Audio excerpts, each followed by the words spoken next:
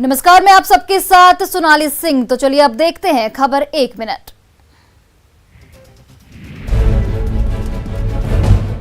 बिहार में कोरोना की लहर की रफ्तार धीमी पड़ने के साथ ही कुछ पाबंदियों के साथ लॉकडाउन खत्म कर दिया गया है, जिसके बाद आज मुख्यमंत्री नीतीश कुमार खुद राजधानी पटना का जायजा लेने निकले थे। पटना की ग्राउंड रियलिटी देखकर लौटे सीएम नीतीश ने चिंता जाहिर की है। मुख्यमंत्री ने ट्वीट कर लिखा कि आज पटना शहर में कुछ इलाकों का भ्रमण किया, देखा कि कई लोग अभी भी मास्क नहीं पहन रहे हैं। लोगों की इस चूक से कोरोना संक्रमण बढ़ सकता है। बिहार वासियों से अपील है कि मास्क अवश्य लगाएं और 2 गज की दूरी बनाए रखें। दरअसल बुधवार को बिहार में लॉकडाउन खुलते ही सभी जिलों से लापरवाही की तस्वीरें सामने आई थी। खासकर राजधानी पटना की जो तस्वीरें सामने आई थी वो बेहद चिंताजनक थी। पटना के तमाम इलाकों में लोग बाजारों और सड़कों पर बड़ी तादाद में नजर आए थे, इसलिए आज मुख्यमंत्री को खुद जायजा लेने निकलना पड़ा।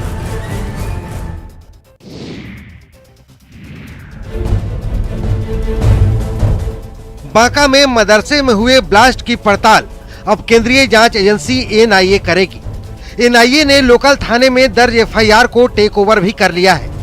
बहुत जल्द एनआईए की टीम बांका पहुंचने वाली है और इस मामले से जुड़े स्लीपर सेल और साजिश का पर्दाफाश करेगी। मदरसे में हुए ब्लास्ट के दौरान 33 साल के मौलाना अब्दुल मोबिन की मौत हुई थी। मृतक अब्दुल मोबिन झारखंड के देवघर का रहने वाला था।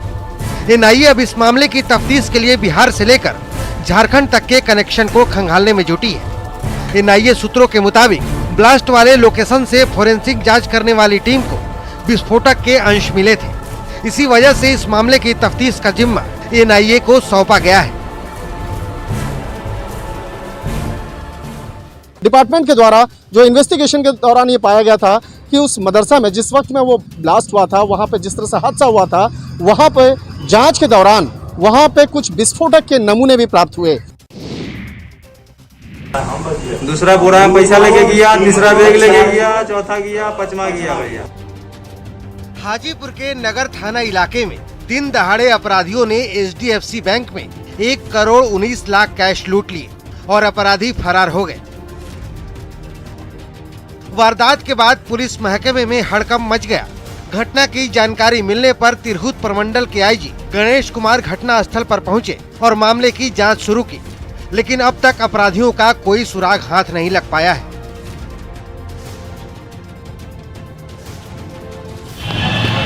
एचडीएफसी बैंक है जरुआ में, वहीं पर लूट की बात बताई जा रही है। 10:20 में 4 अपराधकर्मी अंदर प्रवेश किए थे, हथियार के बल पर लूटपाट किए हैं। अभी करीब 1 करोड़ 19 लाख का लूट का बताया जा रहा है और हिसाब जोड़ रहे हैं लोग। क्या कार्रवाई हो रही है उसमें तो अभी देख रहे हैं। फिर हम लोग भागने की दिशा में और पूर्व अपराधकर्मियों की दिशा के ये पर पहचान कायम करने का प्रयास किया जा रहा है।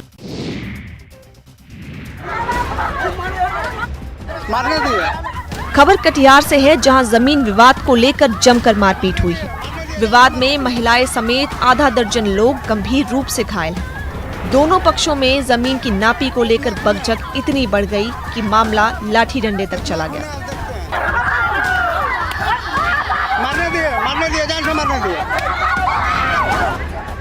फिलहाल घायलों का इलाज फलका प्राथमिक स्वास्थ्य केंद्र में चल रहा है।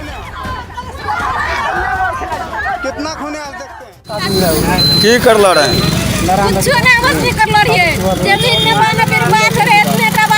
मारपीट कर खाली गाड़ी दे ये मार को जे खून जे बाहर जे बांस लेके मारला छ, लाठी लग मार को जे बांस और लाठी लग।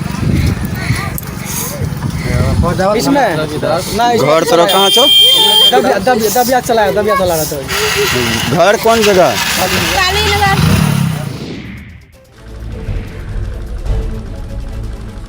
जमुई जिले के सदर प्रखंड के प्रतापपुर गांव के पास कुंदर बराज के कमजोर सुरक्षा बांध को मजबूत बनाने का काम शुरू हो चुका है।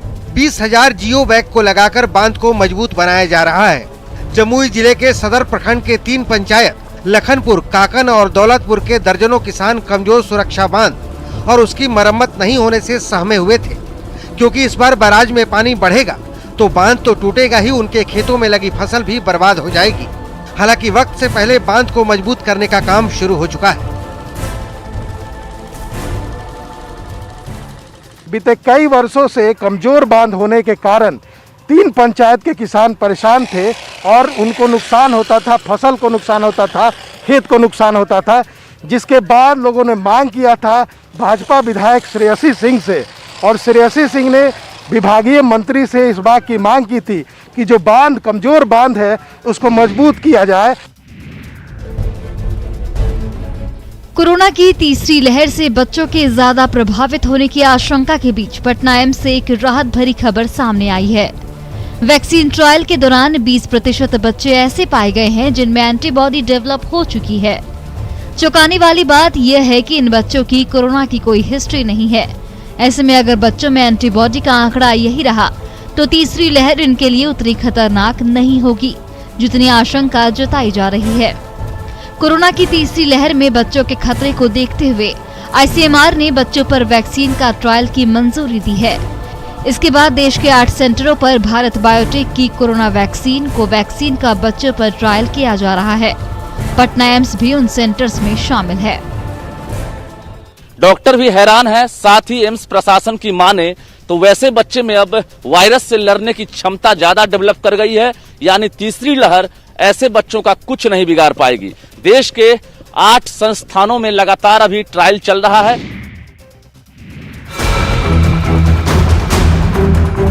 मुजफ्फरपुर के एसकेएमसीएच अस्पताल में 3.5 साल की कोमल ने चमकी बुखार यानी एक्यूट इन्फेलाइटिस सिंड्रोम से अपना दम तोड़ दिया। शिशु रोग विभाग के अध्यक्ष डॉक्टर गोपाल का कहना है कि कोमल बचपन से ही सेरेब्रल पल्सी की शिकार थी। कोमल की मौत के साथ एसकेएमसीएच अस्पताल में कुल 6 बच्चों की मौत हो चुकी है। वही जांच के दौरान और 28 बच्चों में एईएस यानी चमकी बुखार की पुष्टि की गई है। इस बीमारी से 1 से 15 साल की उम्र के बच्चों को ज्यादा प्रभाव पड़ रहा है। अभी तक आज के रिकॉर्डिंग के हिसाब से अभी तक 28 केसेस की पुष्टि हुई है टोटल, जनवरी से लेकर अभी तक 28 में टोटल 6 का डेथ है। हाँ, एक बच्चे की मृत्यु हुई है कल रात में, वो शिवहर से आए हुए थे, रविवार को भर्ती हुए थे। हालांकि उसमें उसके पुराने ब्रेन के कुछ लीजन थे जिसको सेरिब्रल पैल्सी बोलते हैं, वो पहले से ग्रसित था। वो सेरिब्रल पैल्सी एक बीमारी होती है।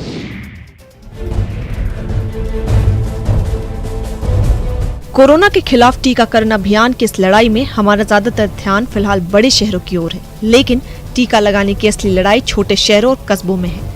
ऐसे जगहों पर टीकाकरण को लेकर जागरूकता की कमी साफ साफ दिख रही है। ग्रामीण स्तर पर टीकाकरण की धीमी गति चुनौती बनती जा रही है। ऐसी स्थिति में पंचायत सहायकों की मदद बहुत कारगर साबित हो सकती है। आइए हम कोचस के इस गांव में पता करते हैं, लोगों से बात करते हैं। कुछ महिलाएं हैं यहाँ। जी बताइए, वैक्सीन पड़ रहा है, आपको पता है? नहीं, हमारा पता नहीं। कोरोना से बचने का वैक्सीन पड़ रहा है लोगों को। आप लोग को यहाँ है कोई? ना। मास्क वगैरह लगाना है, क्यों नहीं लगाती हैं? मास्क? हाँ, नाक में मास्क लगाना है। हाँ, लगाई ना, कहीं जाने जाता। अब घर है नजदीक बा केला बनी वैसे नहीं लगाई। तो सुइया देवे वाला आयल रहे ना, हमने के जानकारी नहीं है।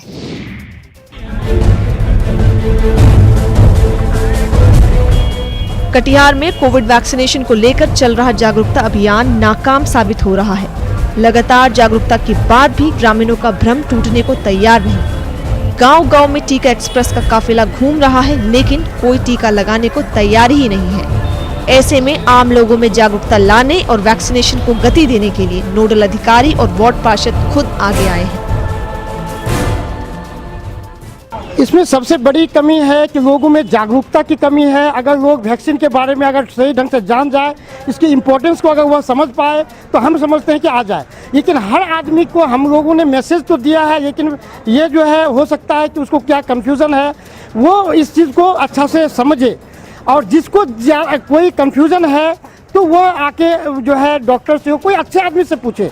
दूसरे के बहकावे में जो आ जाता है वही ज़्यादा गड़बड़ी है। सीधा सवाल है कुछ ये। खबर मुजफ्फरपुर से है, जहां मुर्दों से भी वसूला जाता है रकम। बता दें कि एसकेएमसीएच परिसर में शव की समीक्षा रिपोर्ट बनाने के लिए 2 से 3 हजार रुपए वसूले जा रहे हैं। ये खुलासा एक वीडियो के जरिए हुआ है। मेडिकल ओपी थाने से सालों से तैनात चौकीदार वीडियो में ओपी के भीतर ही रुपए लेते दिख रहा है। हालांकि मामला उजागर होने के बाद अधिकारी पल्ला झाड़ रहे हैं। तो प्रभारी दरोगा इसे दलालों की करतूत बता रहे हैं। मंगलवार को सरैया के रेवाघाट निवासी विश्वनाथ दुर्घटना के शिकार हो गए थे। उनकी मौत SKMCH में हो गई, जिसके बाद शव की समीक्षा रिपोर्ट बनाने के लिए चौकीदार सुखदेव ने 2000 रुपए की डिमांड की। परिजनों ने किसी तरह शाम को 1000 रुपए की व्यवस्था की और जब चौकीदार को यह रकम मिली तब जाकर शव की समीक्षा रिपोर्ट बनाई गई और फिर पोस्टमार्टम के लिए भेजा गया। पोस्टमार्टम में हुई देरी से परिजनों में आक्रोश भी देखा गया।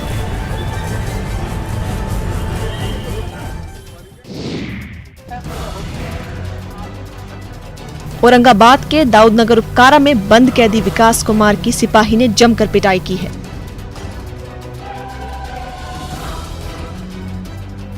बताया जा रहा है कि सिपाही RK यादव ने जमानत के कागजात पर साइन किए जाने के एवज में बतौर घूस 500 रुपए मांगे थे। विकास के इनकार करते ही अन्य कैदी के साथ मिलकर सिपाही ने बेरहमी के साथ लाठी डंडों से उसको पीट डाला।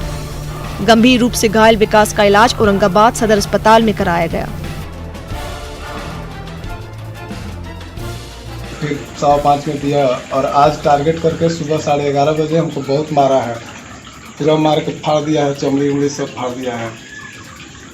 कौन कौन मारा है? मारा है हमको रंजीत कुमार, एक तो पिट्टू यादव कैदी है वो मारा है, और भी सिपाही लोग वहाँ खड़ा था लेकिन मार रहा था 2 ही लोग, पिट्टू यादव और रंजीत कुमार मार रहा था। RK यादव पैसा मांग रहा था कल।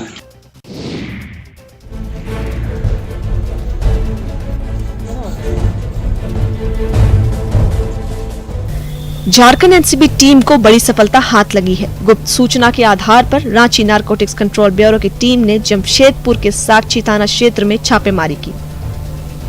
इस दौरान जुबली पार्क गेट के पास से आम लदे ट्रक से 7 क्विंटल गांजा जब्त किया गया।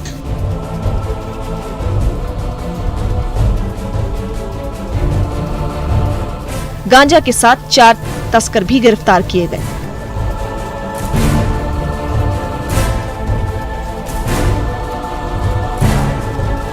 जब्त गांजे की कीमत 70 लाख रुपए बताई जा रही है। इस गांजे को उड़ीसा के पालरू से जमशेदपुर लाया जा रहा था और इसे बागबेड़ा में सप्लाई किया जाना था। एनसीबी की गिरफ्तारी में आए 4 आरोपियों में से 2 युवक उड़ीसा का रहने वाला है, जबकि 2 बिहार के रहने वाले हैं। फिलहाल सभी से साक्षी थाने में पूछताछ की जा रही है। बिहार में इस हफ्ते के अंत तक यानी चंद घंटों के बाद मानसून की एंट्री के अनुमान लगाया गया है। देश के दूसरे हिस्सों में 1-2 दिनों में हुई बारिश के बाद इस बात के आसार बढ़ गए हैं कि इस बार मानसून बिहार में समय से पहले पहुंचेगा।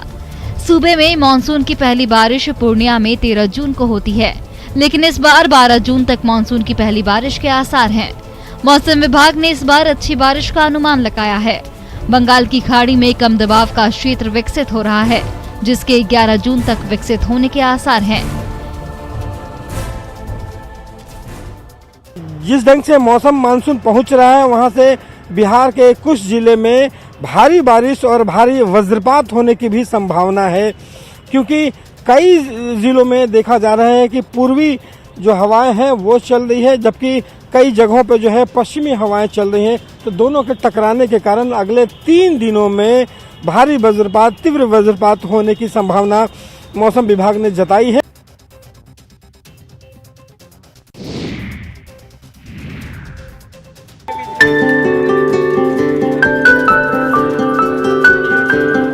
आज वट सावित्री का पर्व है। सनातन धर्म में इस पूजा का काफी महत्व है। इस वीडियो में आप देख सकते हैं कि कैसे महिलाएं पूजा कर अपने पति की लंबी उम्र की कामना कर रही है। प्रथा के अनुसार बांस से बनी डलिया, कोनिया, सूप और पंखा के साथ महिलाएं बरगद पेड़ के चारों ओर चक्कर लगाकर बरगद की पूजा कर रही हैं। वहीं इस बीच काफी भीड़ और कोरोना गाइडलाइंस का उल्लंघन होते हुए भी देखा गया। आज किस चीज की पूजा है, क्या मान्यता लेकर आप लोग पूजा करते हैं? अपना सौभाग्य के लिए करते हैं। क्या क्या करते हैं? पंखा चढ़ता है, फल चढ़ते हैं, फेरी दिया जाता है, अपने पति के लिए लंबी उम्र के लिए करते हैं। मास्क नहीं लगाए हैं? मास्क कोरोना तो है अभी। हाँ वो तो है, सही में मास्क नहीं लगाए, बुला गए मास्क लाने के लिए।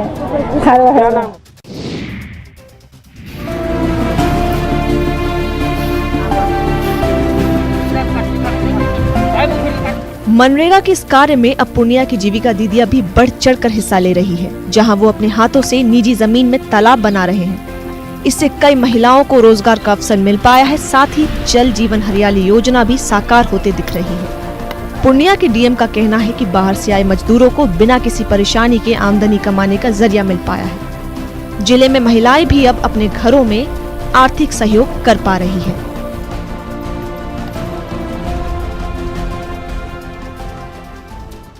इस बार का जो फोकस था, जो बाहर से लौटे हुए हमारे मजदूर हैं, उसके अतिरिक्त स्थानीय स्तर पे जो लोग हैं जो कार्य से वंचित हैं, या महिलाएं भी जो हैं, उनको भी हम लोगों ने रोजगार सृजन में उनको जोड़ा है। और स्थानीय स्तर पे खास करके तालाब निर्माण हो या सोख्ता का निर्माण हो, इन सभी कार्यों में महिलाओं की भागीदारी अच्छी खासी देखने को मिलती है।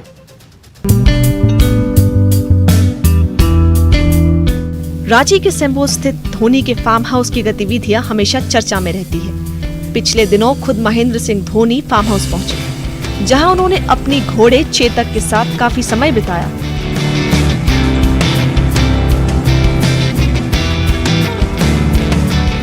इस दौरान माही चेतक को खाना खिलाते हुए उसके शरीर पर एक बार से मालिश करते नजर आए। आमतौर पर माही चेतक के प्रति अपने प्रेम को अक्सर जाहिर करते रहते हैं।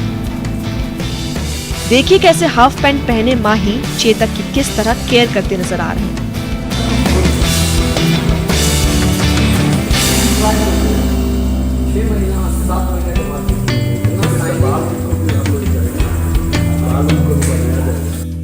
सूत्रों के मुताबिक धोनी अक्सर चेतक से मिलने फार्म हाउस पहुंच जाते हैं।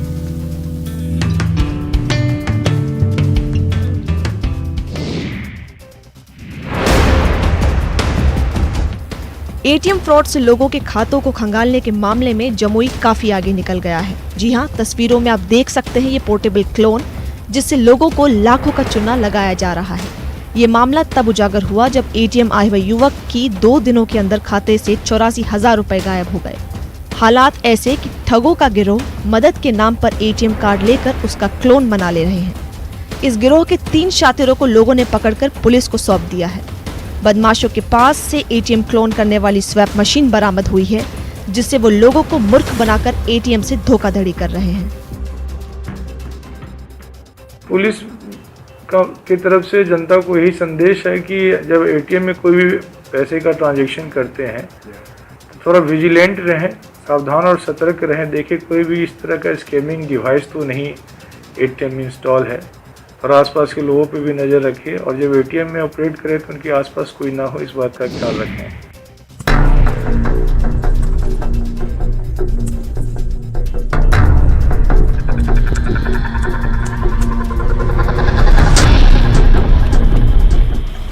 खबर दानापुर के बेटा से है, जहां बालू का अवैध खनन लगातार जारी है। जब मीडिया में खबर आती है तो कार्रवाई होती है, लेकिन फिर बालू का अवैध खनन शुरू हो जाता है। खनन माफिया पर ना तो स्थानीय पुलिस रोक लगा पा रही है, ना खनन विभाग। इन तस्वीरों को देखकर कहा जा सकता है कि खनन माफिया बिहार में पूरी तरह से बेखौफ है।